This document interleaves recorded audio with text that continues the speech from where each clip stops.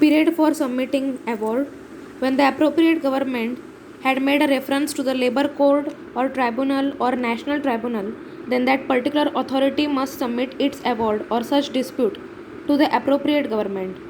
In industrial dispute, the cases which are connected to an industrial workman, then the period should not exceed than 3 months.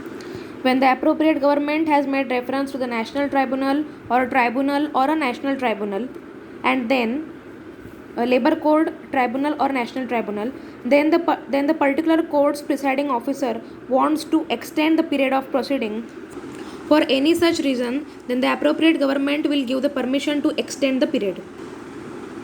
So here we have seen the period for submitting award. So in this B point, where the reference to the disputes under section 10 to the boards, courts and tribunal, here we have completed these 5 points. From this lesson, the A point was that the reference of industrial disputes to grievance redressal committee. Then the B point is reference of dispute under section 10 to boards, courts and tribunal. And next the C point is effect of an order of reference generally.